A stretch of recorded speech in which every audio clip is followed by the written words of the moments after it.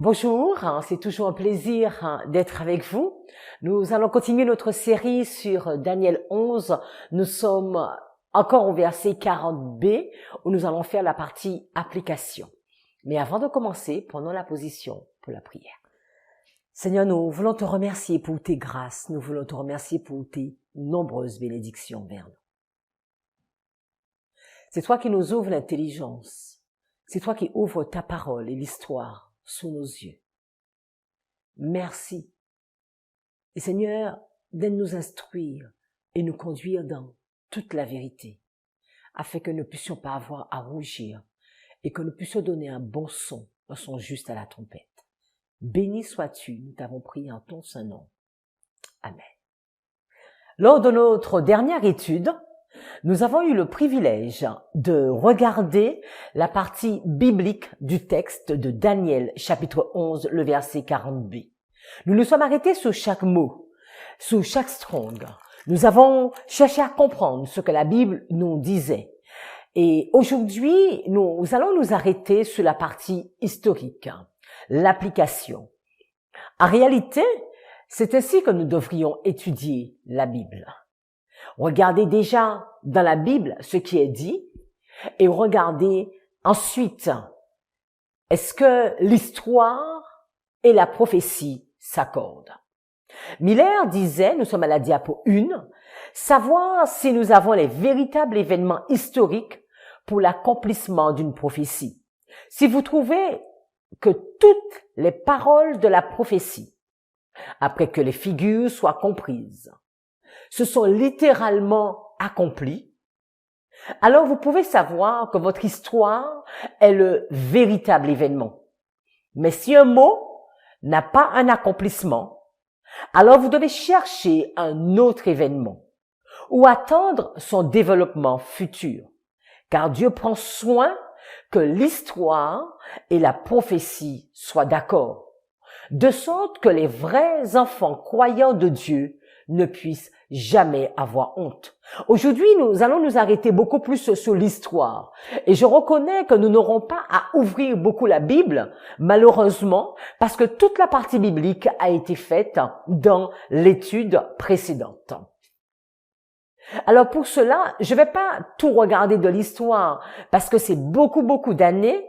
Nous allons vous donner des textes, vous pourrez aller les vérifier. Résumons. Ce que nous avons vu, Daniel chapitre 11, la dernière prophétie qui a été donnée à Daniel. Et au verset 40, il commence par un conflit qui est entre le roi du Sud et le roi du Nord. Le roi du Sud provoque la blessure mortelle au roi du Nord.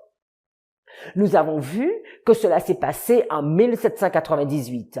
Et qu'est-ce que nos prédécesseurs ont fait? Ils ont regardé les événements. Ils ont cherché dans l'histoire ce qui s'était passé. Donc du coup, ils sont allés dans l'histoire de la France, dans la Révolution française, dans les Jacobins, dans tout cet environnement qui s'est passé. Ils l'ont expliqué et ils ont dit voilà, c'est cet événement qui s'est passé en 1798. Ellen White a écrit dessus. Et là maintenant, la suite du verset, Ellen White n'y est plus. Et nous devons continuer à comprendre la partie B jusqu'au verset 45. Pour cela, nous allons utiliser la même méthode que les Millérites. Nous avons regardé le texte. Le verset 40b, qu'est-ce qu'il nous dit? Qu'il y a une revanche. Le roi du Nord vient et il va frapper le roi du Sud. Le roi du Nord ne change pas. Le roi du Sud, nous avons vu ses caractéristiques, un pays athée et donc un pays athée et de plus, on pourrait dire un grand pays, bien que le texte ne nous le dit pas.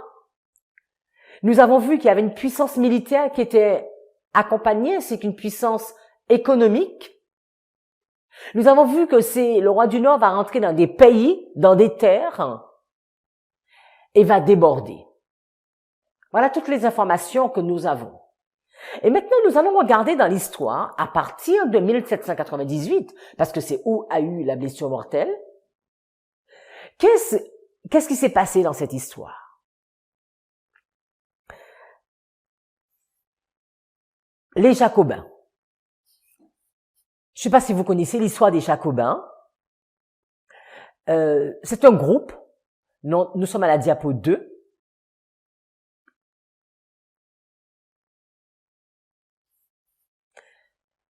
Les Jacobins vont conduire à la Révolution française et également, nous comprenons, à la blessure mortelle de 1798. En 1789, les membres bretons des États généraux se rencontrèrent dans un monastère dominicain. Donc en français, on appelait ça Jacobins, et c'est de là qu'ils vont obtenir leur nom, pour former le club des Jacobins. En 1791, ils avaient des ramifications dans toute la France. En 1792, Robespierre avait pris le contrôle des Jacobins. Et le club adopta des politiques plus radicales. En 1793, ils conçurent l'expulsion des Girondins et le club est devenu un instrument du règne de la terreur.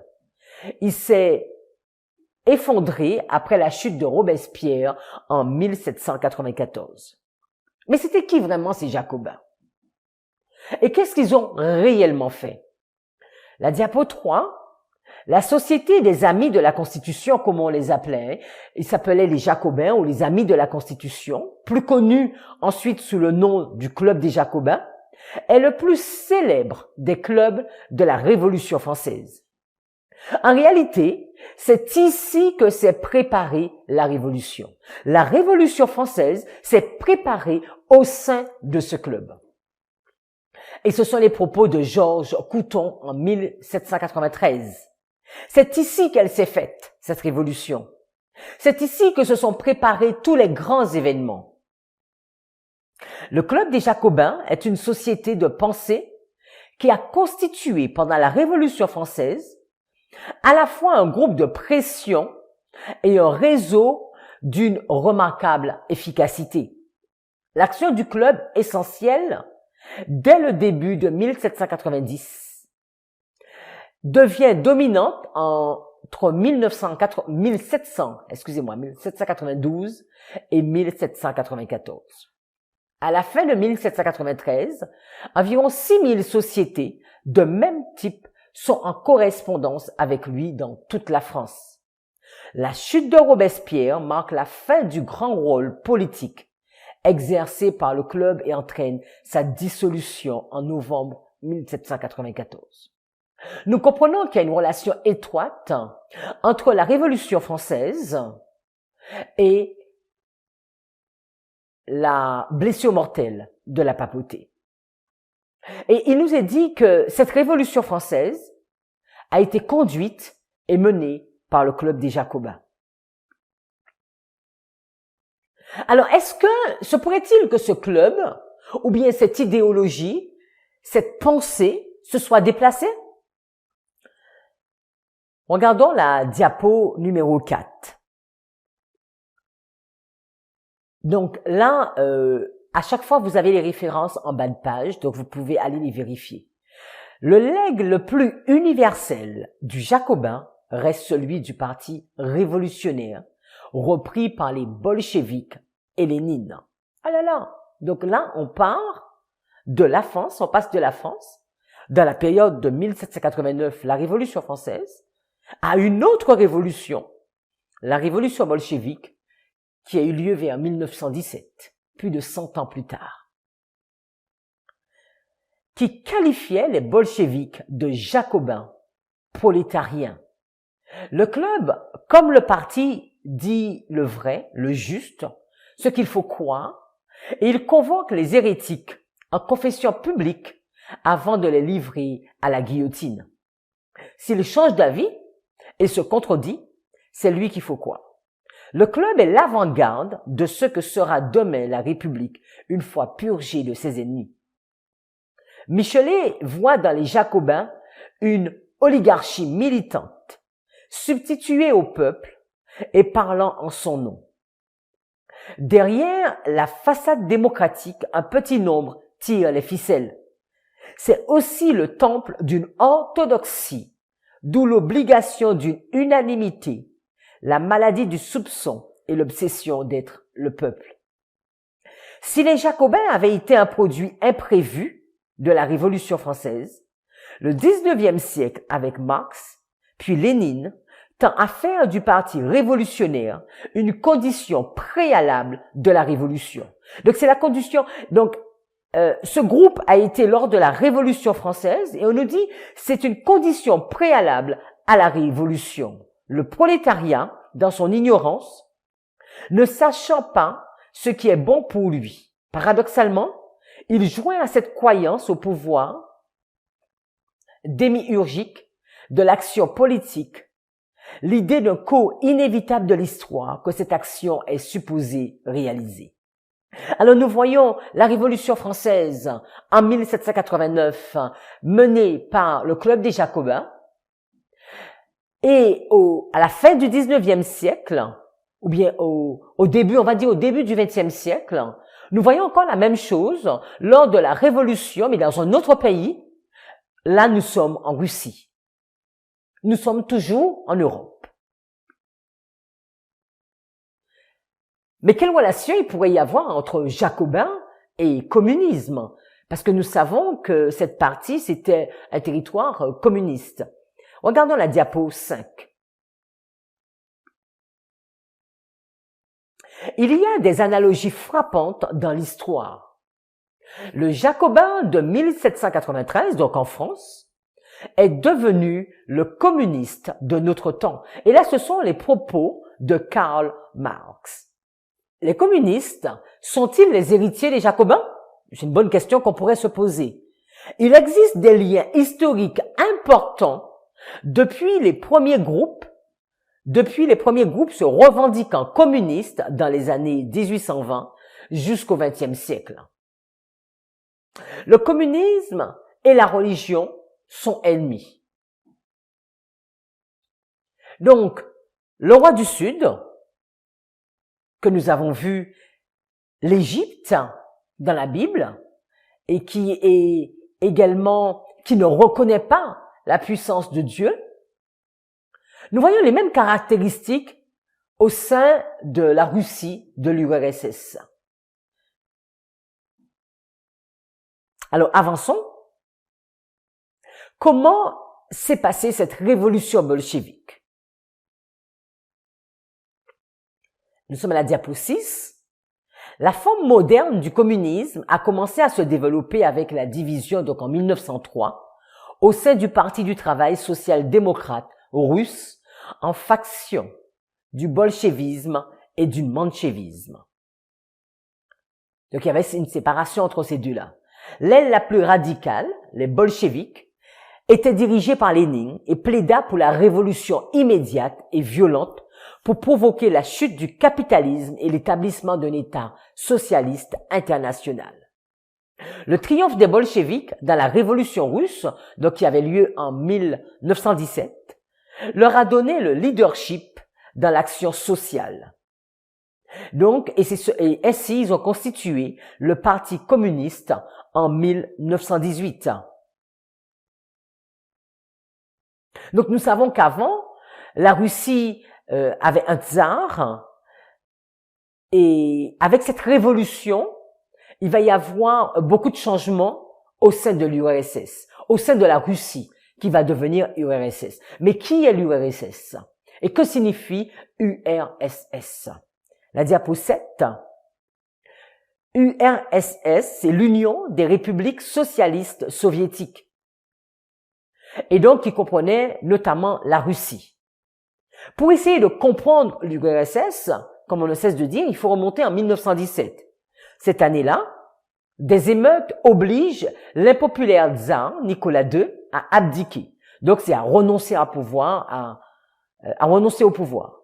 Les communistes, appelés bolcheviks, qu'on a vu qui étaient menés par tout le club des Jacobins, s'emparent du pouvoir. Ils veulent que dans le pays, les terres, les usines et les richesses appartiennent à l'État. La propriété privée est supprimée. À leur tête, qui va se placer? Lénine. Lénine, en 1922, va fonder l'Union des républiques socialistes soviétiques, l'URSS. Donc l'URSS réunit 15 républiques dont la plus grande est la Russie.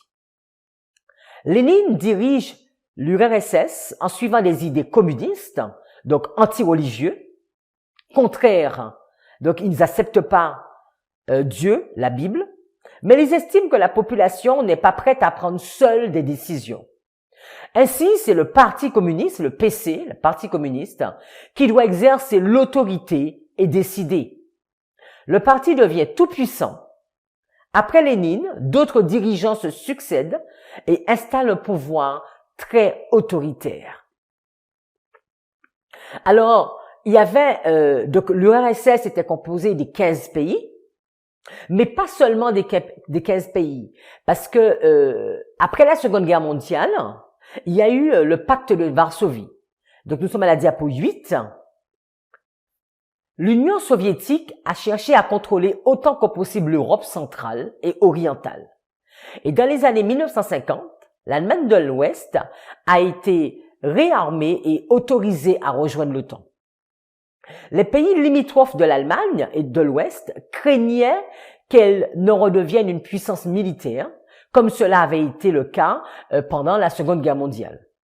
Cette peur a poussé la Tchécoslovaquie à tenter de créer un pacte de sécurité avec la Pologne et l'Allemagne de l'Est. Parce que vous savez qu'il y avait une séparation entre l'Ouest et l'Est. Et finalement, il y a 7 pays qui vont se réunir pour former le pacte de Varsovie. Donc, à savoir l'Albanie, donc qui a quitté ce pacte en 1968, et est resté dans ce pacte la Bulgarie, la Tchécoslovaquie. Vous savez que la Tchécoslovaquie, c'était 2 pays, c'était la Tchéquie et la Slovaquie. L'Allemagne de l'Est, donc une partie, l'Allemagne de l'Est, la Hongrie, la Pologne, la Roumanie, et l'Union soviétique composée, effectivement, de ces 15 pays. Donc ici, on va parler du bloc soviétique. Et tout ce bloc soviétique est communiste. Donc pas de place pour la religion dans tout ce bloc soviétique. Je vous montre une carte à la diapo 9, et là vous pouvez voir d'autres cartes où on montre la Russie avec le bloc de l'Est et le bloc de l'Ouest. Donc le bloc de l'Ouest est en bleu, le bloc de l'Est est en orangé marron, avec les pays de l'URSS et également les autres pays limitrophes qui composaient le pacte de Varsovie. Et tout ce monde-là, tout ce groupe est un groupe communiste. Il faut savoir que sous le tsar, il y avait une religion, c'était l'orthodoxie. Mais là, quand ils vont arriver au pouvoir, mais tout ce côté religieux, les chrétiens sont persécutés. Mais on verra un peu plus au fur et à mesure de l'étude, on verra. Alors, religion et communisme ne font pas beau ménage. Nous sommes à la diapo 10. Qu'est-ce que Karl Marx va dire même? Que la religion est l'opium du peuple. Le Parti communiste russe a pour devoir de faire comprendre cette vérité aux masses les plus profondes du peuple travailleur. La tâche du parti est d'inculquer à toutes les masses ouvrières, même les plus arriérées, cette vérité que la religion était et continue à être un des instruments les plus puissants dans les mains des oppresseurs pour le maintien de l'inégalité. Voilà le courant de pensée qui est véhiculé, de l'exploitation et de l'obéissance servile des travailleurs. Donc il faut surtout pas de religion. Donc certains communistes, médiocres, raisonnent ainsi. C'est ce qu'ils disent. Voilà, la religion ne m'empêche pas d'être communiste. Je crois également en Dieu et au communisme. Ma foi en Dieu ne m'empêche pas de lutter pour la cause de la révolution prolétarienne. Et ces gens-là étaient traités de communistes médiocres. Un tel raisonnement pèche par la base. La religion et le communisme sont incompatibles, aussi bien théoriquement que pratiquement. Et là, c'était vraiment l'idée qui était véhiculée. On peut voir tout ce bloc vraiment avoir les mêmes caractéristiques que la France lors de la Révolution française et dans les années qui suivirent. La même description que l'Égypte, que le roi du Sud. Alors continuons, mais comment a évolué la religion? Nous sommes à la diapo 11. Les bolcheviks ont opprimé l'Église orthodoxe après s'être emparés du pouvoir, parce que je vous disais qu'avant, sous le tsar, il y avait cette Église orthodoxe qui existait. Donc les bolcheviks ont opprimé l'Église orthodoxe après s'être emparés du pouvoir en Russie, mais Staline, malgré toute sa cruauté, a amélioré la situation dans ce domaine. Il a même promis de rendre à l'Église certaines de ses monastères. Donc les monastères avaient été confisqués dès 1917 et de libérer les prêtres emprisonnés. Dans les faits, il a rendu le christianisme à nouveau légal dans un pays athée. Donc il y a eu une certaine évolution, mais c'est seulement sous Staline, pas sous Lénine. Donc en 1943, la propagande anti-religieuse battait son plein. Donc on voit, depuis 1917, presque interdiction de rechercher la face de Dieu, et en 1943, sinon sous peine de mort. Et au cours des répressions des années 1930, au moins 100 000 personnes condamnées pour des affaires liées à l'Église ont été exécutées. Parce que être chrétien orthodoxe ou adepte d'une autre religion dans un pays qui ne vénérait que le communisme signifiait vivre sous la menace. Staline, dirigeant cynique et calculateur, n'a connu aucune révélation mystique. Mais il savait simplement qu'il était important de relâcher la pression sur l'Église orthodoxe pour gagner la guerre. Et c'est ce qu'il va faire en 1943, en plein de la Seconde Guerre mondiale. Il va commencer à accepter l'Église orthodoxe, mais pas les autres. Et donc du coup, il va y avoir un conflit, une difficulté entre communisme et catholique. Nous sommes à la diapo 12.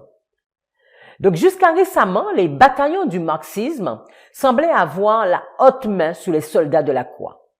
Dans le sillage de la révolution bolchevique, donc de 1917, Lénine avait promis la tolérance, mais bien au contraire, il livra la terreur. La Russie rougit du sang des martyrs, dit le père Gleb Yakounine, le plus grave agitateur orthodoxe russe pour la liberté religieuse. Dans les 5 premières années des bolcheviks au pouvoir, 28 évêques et 1200 prêtres ont été abattus par la faucille rouge. Staline, donc quand il est arrivé après, a considérablement accéléré le terrorisme. Et vers la fin du règne de Khrouchtchev, la liquidation du clergé a atteint environ 50 000 personnes. Après la Seconde Guerre mondiale, une persécution féroce, mais généralement moins sanglante, se répandit en Ukraine et dans le nouveau bloc soviétique, affectant des millions de catholiques et protestants ainsi que des orthodoxes. Donc on avait l'impression que sous Staline, la situation s'était améliorée, mais quand on regarde les faits, la persécution continuait. Donc on voit vraiment tout un bloc, le bloc soviétique contre la religion. On continue, nous sommes à la diapo 13. Tout au long de l'histoire de l'Union soviétique, donc on pourrait dire de 1917 jusqu'à 1991, il y a eu des périodes où les autorités soviétiques répriment et persécutent diverses formes de christianisme, à des degrés différents en fonction des intérêts de l'État. Donc, ce que je vous disais, à des degrés différents. La politique marxiste-léniniste soviétique préconise le contrôle, la suppression et l'élimination des croyances religieuses et encourage la propagation de l'athéisme marxiste-léniniste. Et ça nous fait penser tout de suite l'athéisme à l'Égypte, en Union soviétique. Cependant, la plupart des religions ne sont jamais officiellement interdites. L'État préconise la destruction de la religion et pour atteindre cet objectif, il dénonce les croyances religieuses comme superstitieuses et arriérées. Le Parti communiste a détruit des églises, des synagogues et des mosquées, harcelé, incarcéré et exécuté des chefs religieux, inondé des écoles et des médias d'enseignement anti-religieux et introduit son système de croyances appelé athéisme scientifique. Donc on voit vraiment, à travers ces quelques textes, l'image même du bloc soviétique, l'athéisme. Continuons. Comment a évolué le christianisme en URSS? Nous sommes toujours dans la partie après la révolution bolchevique entre 1917 et la Deuxième Guerre mondiale. Pendant plusieurs années, la pratique des religions fut de facto interdite, comme on ne cesse de le dire, par l'URSS, notamment sous Staline, qui dès le début de sa dictature fit détruire les lieux de culte, persécuta les prêtres et ferma les séminaires. Donc on a vu, c'est vrai que en 1943, Staline a commencé à faire un geste avec l'Église orthodoxe, mais quand Staline est arrivé au pouvoir, c'était interdiction de pratiquer un culte. Des musées de l'athéisme soutenus par le parti et l'État furent ouverts dans plusieurs villes. Alors il y a eu l'invasion d'Allemagne en 1941, marqua un tournant et Staline, ancien séminariste, utilisa l'orthodoxie comme facteur de cohésion nationale. Donc, c'est beaucoup plus la Seconde Guerre mondiale qui va emmener une ouverture. Après la guerre, l'hostilité reprit, mais à un degré moindre. Néanmoins, après la chute de Staline, on signala des poussées d'athéisme militants en 1954, puis à partir de 1959. Donc, pendant toute la période, qu'on le veuille ou pas, ça a été une période, un bloc athée. On estime que de 1959 à 1962, le nombre des églises ouvertes est passé de 22 000 à 11 500. Donc, vous voyez vraiment la diminution. Et en 1962, une loi restreignit encore et un marguillier laïque surveillait le prêtre et dissuadait les fidèles de participer activement au culte. Et donc, à l'époque soviétique, comme on ne cesse de le répéter, les cultes catholiques ou protestants étaient plus directement persécutés. Alors voilà le tableau qu'on pourrait peindre de cette situation. Nous avons vu que l'URSS, composée de 15 pays, on les nomme Ukraine, Biélorusse, Lituanie, la Lettonie, l'Estonie. Vous le voyez sur la carte, l'Arménie, la Géorgie, l'Azerbaïdjan, la carte que nous avons présentée. Peut-être que vous l'avez pas sous les yeux. D'accord? C'était à la diapo 9.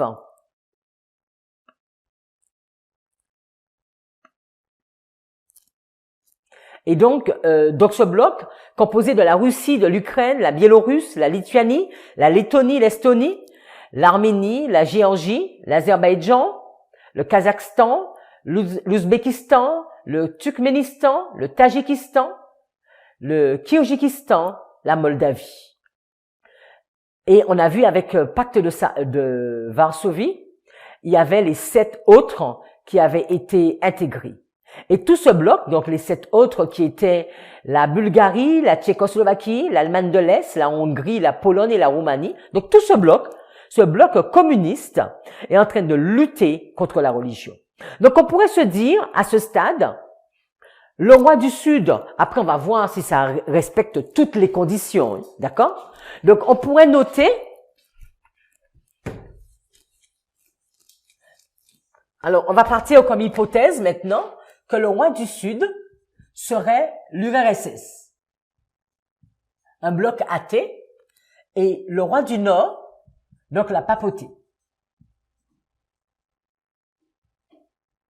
Alors maintenant, il faudrait chercher à voir est-ce que l'histoire valide la prophétie. Est-ce qu'à un moment, il y a eu une révolte, en tout cas un conflit entre l'URSS et la papauté? On avait noté que dans ce combat, il y avait une puissance militaire. Alors, qu'est-ce qu'une puissance militaire? La diapo 15, par définition, la puissance militaire d'un État ou d'une nation indique le niveau de développement de sa défense et de sa technologie de guerre par rapport à celle d'autres pays. La puissance militaire est divisée en général en 4 forces. Donc, quand on décide c'est quoi une puissance militaire, il faut prendre en compte les forces aériennes, les forces armées, les forces navales et le nombre de chars. Donc, la puissance militaire d'un pays est calculée avec une formule avec plus de 55 facteurs définis par le GFP. Donc, je connais pas la formule. Par contre, je peux juste vous mettre un tableau. Beaucoup ne sont pas d'accord, mais c'est ce qui est reconnu. En 2021, quand ils ont fait tous ces calculs, la puissance militaire mondiale, ce sont les États-Unis. Après, vient la Russie et la Chine en 3e position, suivi de l'Inde, du Japon, de la Corée du Sud et la France en 7e position. Donc voilà ce qu'il est donné par les stats, par les sources. Vous avez les sources affichées. Donc là, c'est la puissance militaire. Et la puissance militaire reconnaît les États-Unis. Donc, on va mettre PM pour puissance militaire. Donc, c'est USA. On avait vu également dans l'étude, donc encore on continue avec la puissance militaire juste avant, la diapo 17.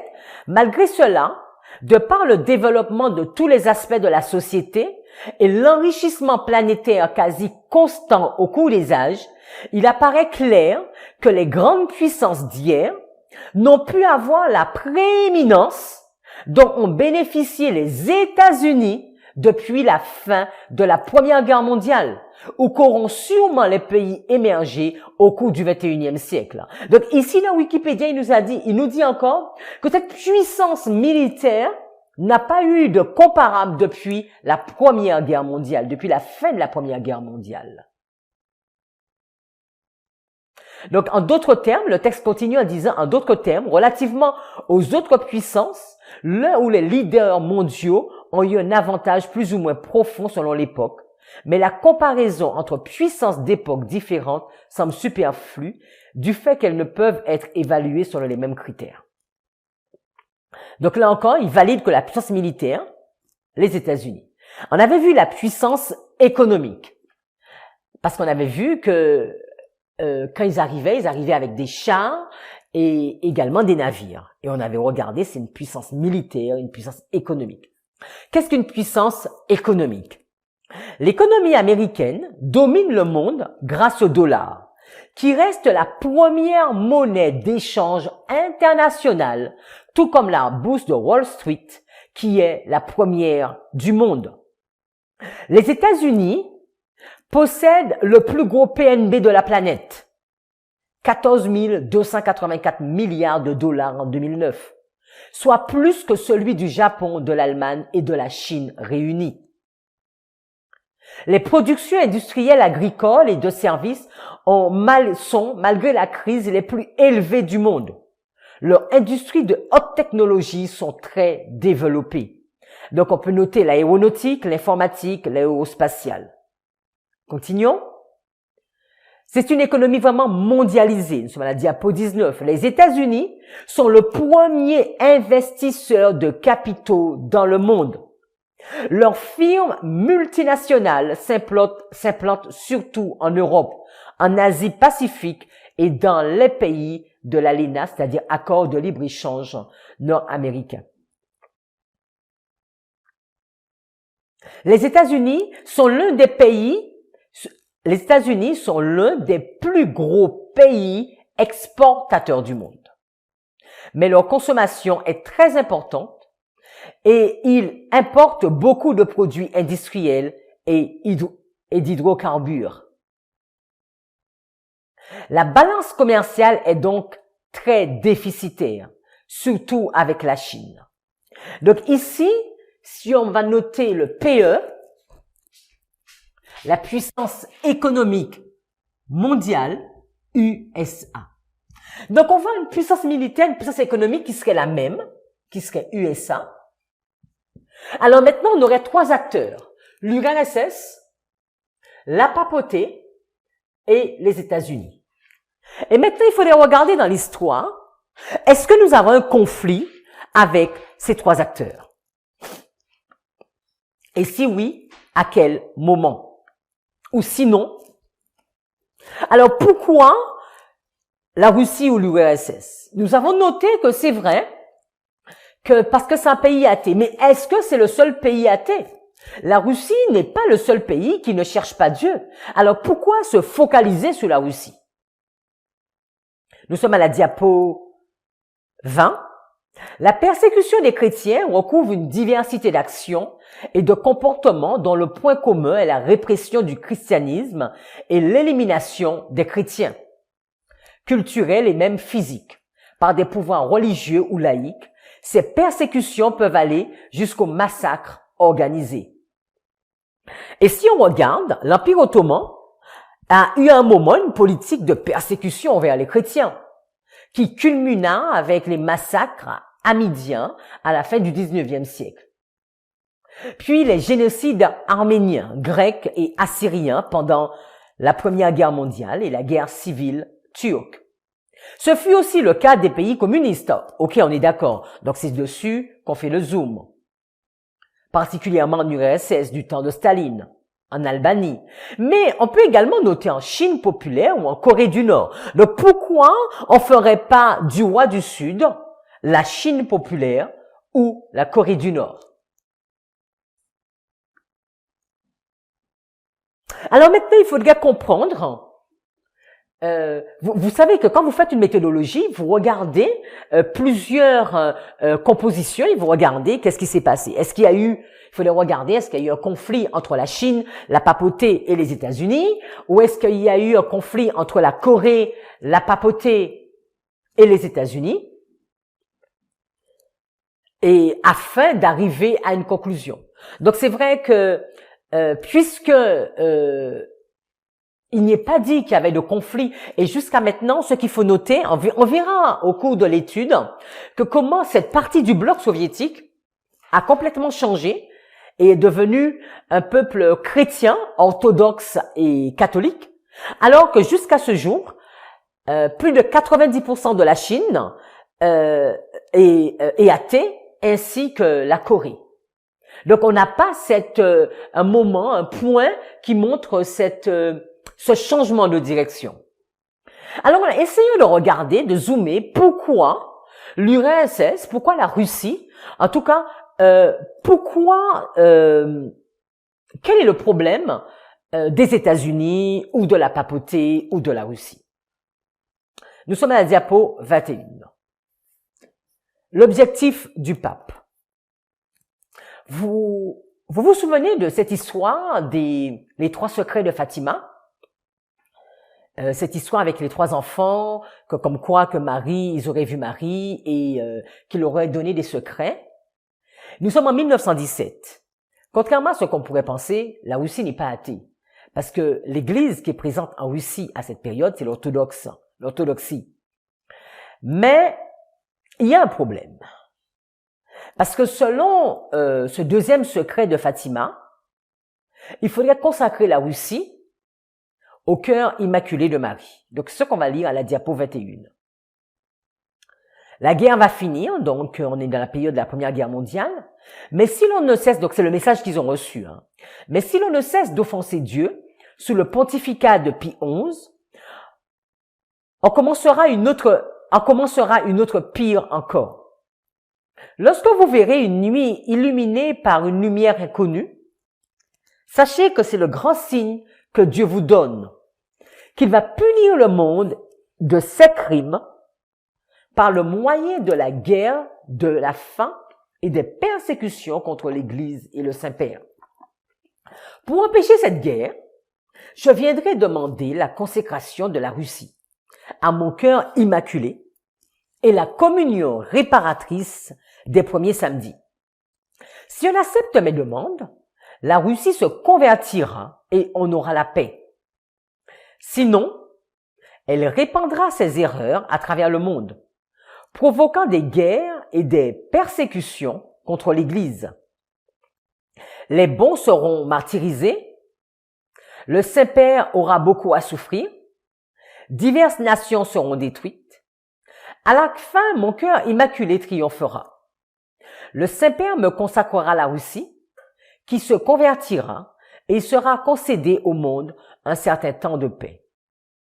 Au Portugal se conservera toujours le dogme de la foi. Donc voilà ce message que les enfants ont avant que le tsar Nicolas II ne soit destitué de ses fonctions. Ce pays était un pays orthodoxe. Mais c'est vrai que quand les bolcheviks arrivent en 1917, la religion, le pays devient un pays athée, où la religion est interdite. Et les enfants reçoivent ce message, et ce message qui stipule qu'ils doivent consacrer la Russie. Donc voilà l'objectif du pape. L'objectif de Jean-Paul II va être de consacrer la Russie à Marie. Donc là, le pape a un objectif. Mais quel est l'objectif des États-Unis? Donc le roi du Nord a son objectif. Et quel est l'objectif des États-Unis? Nous sommes à la diapo 22. Les États-Unis deviennent à partir de la Seconde Guerre mondiale une superpuissance mondiale. C'est dans l'opposition au nazisme et à ses alliés, puis dans l'affrontement avec l'URSS au cours de la guerre froide, que les États-Unis s'affirment comme le leader des pays occidentaux. Cette hégémonie naît dès la fin des années 1930. En effet, en dépit d'une opinion publique de plus en plus isolationniste, Roosevelt c'était le 32e président des États-Unis, il a été président de 1933 à 1945, comprend dès les années 30 que la sécurité du monde est menacée et avec elle la sécurité des États-Unis. Donc, les États-Unis ont un objectif, devenir la seule superpuissance du monde.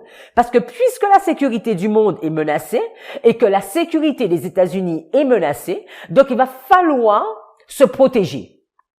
Certes, les États-Unis votent des lois de neutralité en 1935, 1936 et 1937. Mais Roosevelt amorce un virage politique à partir de 1937. Par l'expansion japonaise dans le Pacifique constitue un danger pour la sécurité des États-Unis. Et donc du coup, la papauté, la Russie c'est un problème, l'URSS c'est un problème, parce que c'est un pays qui est devenu athée depuis 1917, donc c'est un problème. Les chrétiens sont en train d'être persécutés, de mourir. Mais pour les États-Unis, l'URSS est également un problème parce qu'il y a deux superpuissances dans le monde. Il y a l'Union soviétique et les États-Unis. Et ça peut pas marcher comme ça. Après la Seconde Guerre mondiale, nous sommes à la diapo 23, 4 grands pays vainqueurs se partagent le territoire allemand. Les États-Unis, la France, la Grande-Bretagne et l'URSS.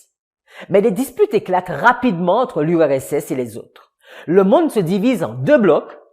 Il y a l'Est, le monde de l'Est qui est dirigé par l'URSS et le monde de l'Ouest qui est dirigé par les États-Unis. Donc comme je vous disais, deux superpuissances sont présentes sur la planète Terre et cela ne peut pas aller. La ligne qui coupe l'Europe en deux est appelée le rideau de fer et elle traverse l'Allemagne. Pendant plus de 40 ans, une grande tension va régner entre l'Ouest et l'Est. L'Est de l'URSS et l'Ouest des États-Unis.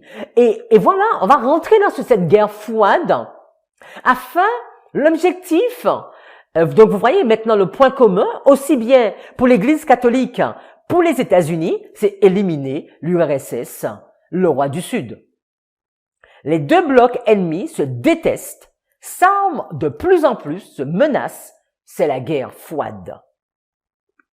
Continuons. Nous sommes à la diapo 24. Donc, les relations entre les États-Unis et l'URSS couvrent la période de 1917. Alors, ça, c'est pour être large, on va dire de 1917 à 1991. Date de l'implosion de l'URSS. Elles sont marquées par la Seconde Guerre mondiale et la guerre froide. Donc, ces relations étaient marquées par de fortes tensions qui opposaient deux systèmes totalement différents. De côté, le système capitaliste, le capitalisme, et d'autre côté, le communisme.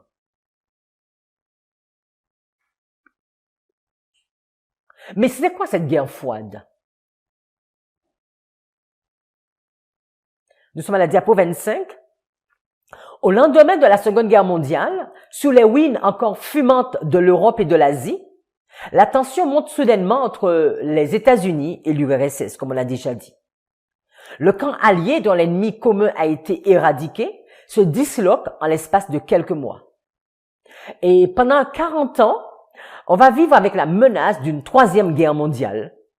Mais heureusement, elle ne va jamais se concrétiser. C'est pour cela qu'on appelle cela la guerre froide. C'est la guerre froide. Un conflit qui va s'étendre de 1946, donc après la Première Guerre mondiale, jusqu'à 1991. Donc il ne faut pas penser que la chute du mur s'est faite en un jour. C'est vraiment un plan, un objectif, un projet qui va se mettre en place. Celui-ci oppose deux systèmes irréconciliables, le capitalisme libéral et démocratique, emmené par les États-Unis, et un système communiste, souvent qualifié de totalitaire, conduit par l'URSS.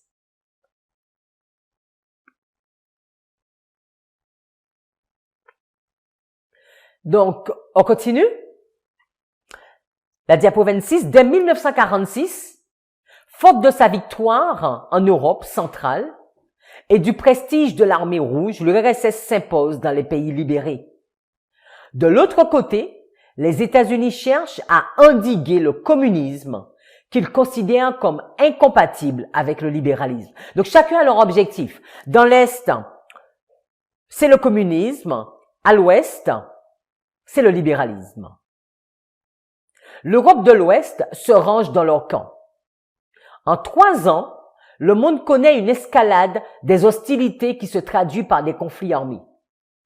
Mais alors que chacun craint la Troisième Guerre mondiale, le monde va être ponctué de crises périphériques aux deux nations sans jamais que celles-ci ne se déclarent en guerre.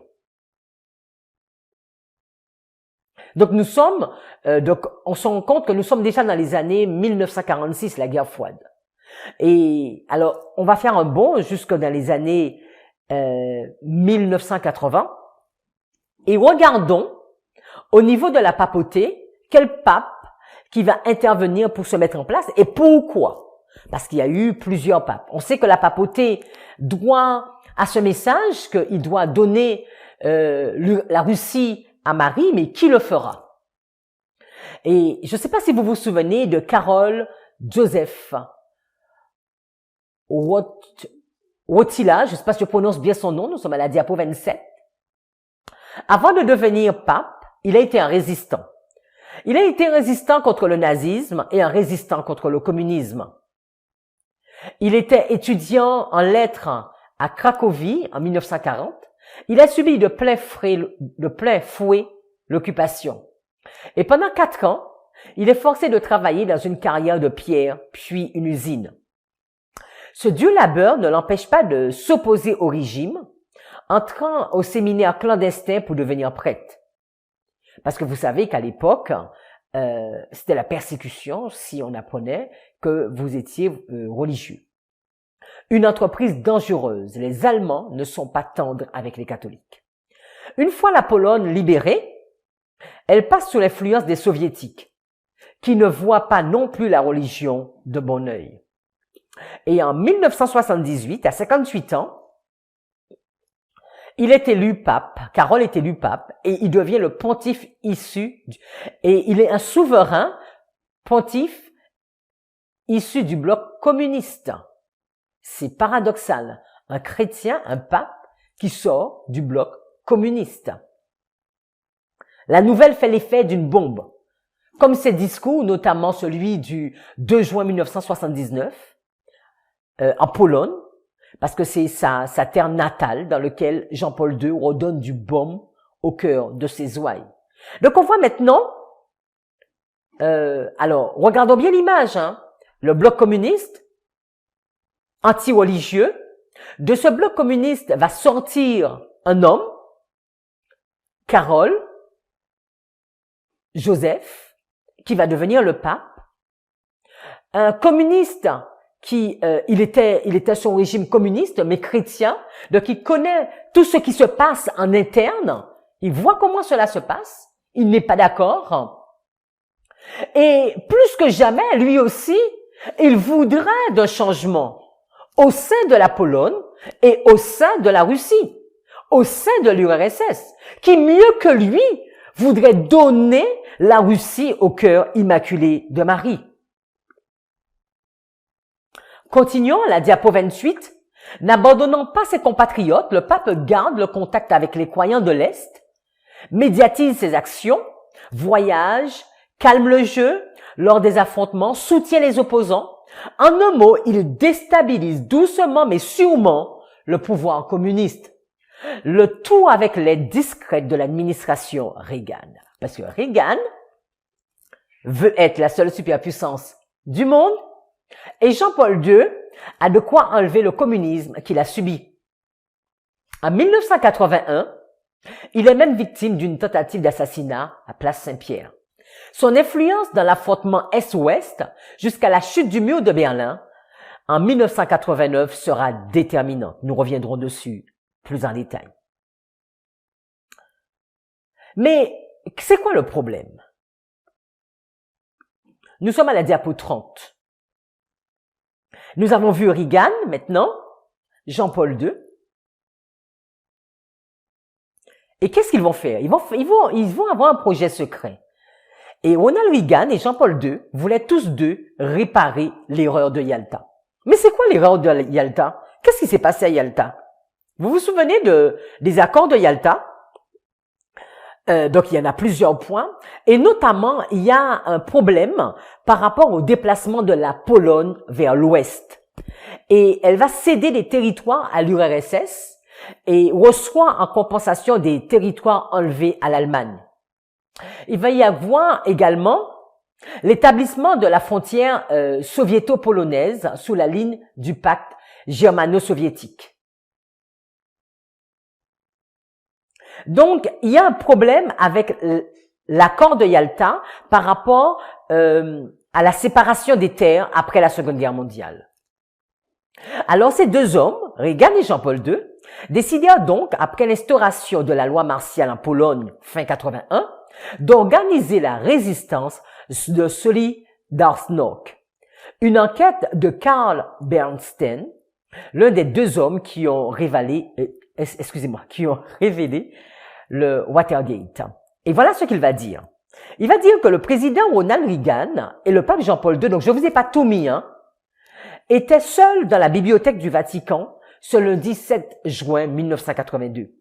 Ils se consacraient à une affaire qui leur tenait beaucoup plus à cœur. Donc maintenant, on voit que la papauté, ils ont un objectif, les États-Unis, ils ont un objectif, et maintenant, ils se rencontrent ensemble pour mener à bien leur projet. Et c'est quoi ce projet? C'est la Pologne.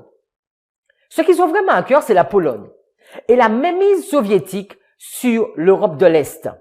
Et au cours de cette rencontre, le président et le pape se mirent d'accord pour mettre sur pied une campagne secrète afin de précipiter la dissolution de l'Empire communiste. Selon Richard Allen, premier conseiller de Reagan pour la sécurité nationale, ce fut l'une des alliances les plus secrètes de tous les temps. L'opération avait pour cible la Pologne, satellite soviétique. Parce qu'en réalité, c'est quoi la Pologne? La Pologne, c'est le peuple le plus peuplé de l'Europe de l'Est. En plus de ça, c'est un peuple catholique. Et c'est le pays de naissance de Jean-Paul II. Alors qui mieux que la Pologne pourrait aider à rentrer et à disloquer l'URSS?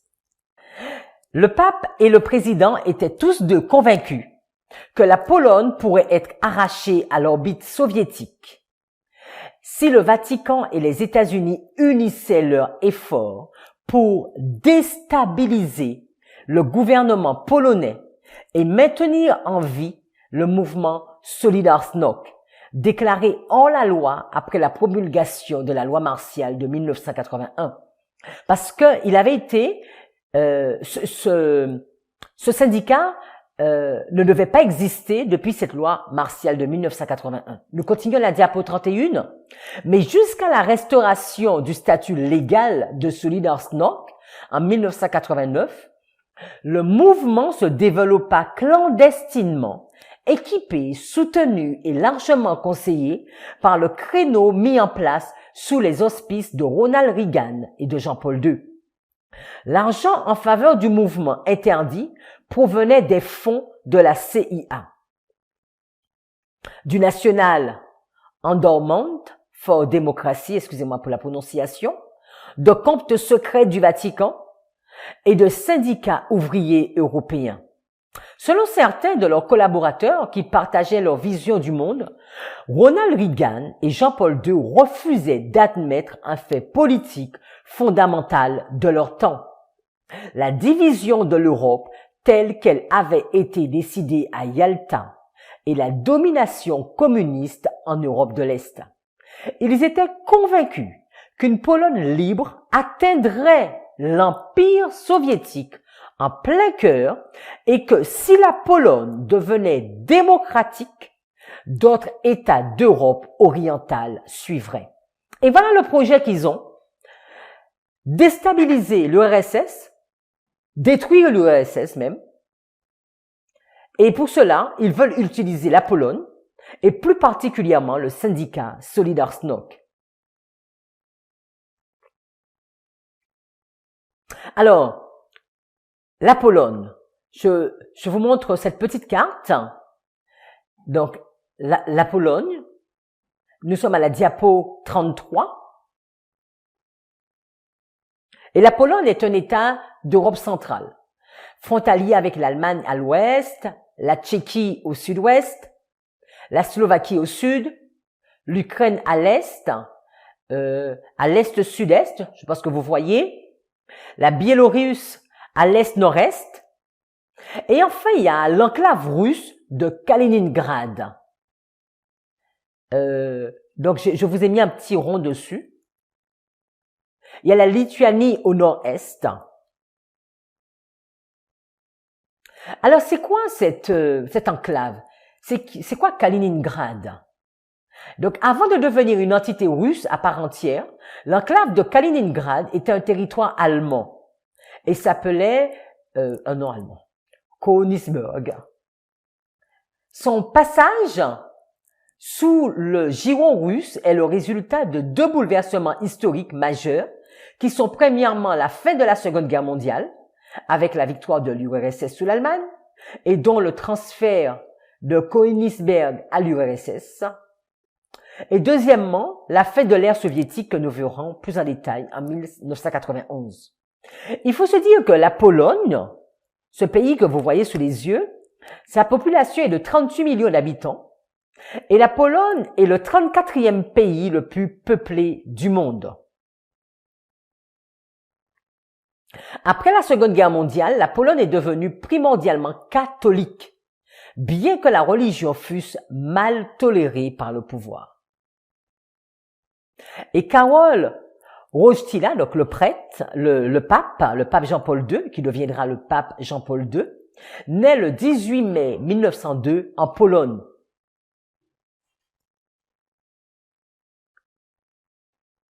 Alors, que savons-nous sous le syndicat Solidarność? Nous sommes à la diapo 34. Solidarność, qui signifie solidarité, est une fédération de syndicats polonais fondée le 31 août 1980, dirigée à l'origine par Lech Walesa. Dans les années 1980, ce mouvement joue un rôle clé dans l'opposition au régime de la République populaire de Pologne. À l'époque de la Pologne communiste, aucun syndicat indépendant des organismes du pouvoir n'est autorisé. Vous entendez? Aucun syndicat indépendant n'est autorisé. Soucieuse des besoins des ouvriers des chantiers navals de Gdansk, Anna Walentynowicz, excusez-moi pour la prononciation, crée la première association indépendante, ce qui lui vaut d'être licenciée le 7 août 1980, perdant son droit à la retraite à 5 mois de celle-ci. Et la décision de la direction entraîne une grève qui éclate le 14 août 1990, lorsque les 17 000 ouvriers de chantier naval Lénine cessent le travail. Le mouvement donne naissance au syndicat Solidarność, dont Anna est cofondatrice avec Lech Walesa, qui sera lui-même le président de la Pologne de 1990 à 1995. Et dans les années 1980, ce syndicat réussit à rassembler un large mouvement social contre le régime communiste en place, impliquant entre autres l'Église catholique romaine. Reagan et le pape vont utiliser ce syndicat au sein de la Pologne, car pour eux, une Pologne libre atteindrait l'Empire soviétique en plein cœur, et que si la Pologne devenait démocratique, d'autres États d'Europe orientale suivraient. Donc nous allons nous arrêter ici pour la première partie. Donc si nous résumons, nous avons compris à travers différents textes que nous pouvons comprendre que le roi du Nord l'a papauté, le roi du Sud athée l'URSS, et cette puissance militaire est la puissance économique, mais ce sont les États-Unis. Et nous voyons que comment, donc dès 1981, Reagan, donc la puissance militaire et la puissance économique, va se mettre en accord avec le roi du Nord afin de monter un projet et pour détruire le roi du Sud. Nous allons terminer par la prière. Seigneur, nous voulons te remercier pour toute l'histoire, pour toutes ces informations qui sont libres, où nous pouvons facilement les avoir, afin de voir comment la prophétie et l'histoire vont de pair. Que nous puissions comprendre le temps de notre visitation et que nous puissions être beaucoup plus motivés à étudier. T'avons prié en ton saint nom. Amen.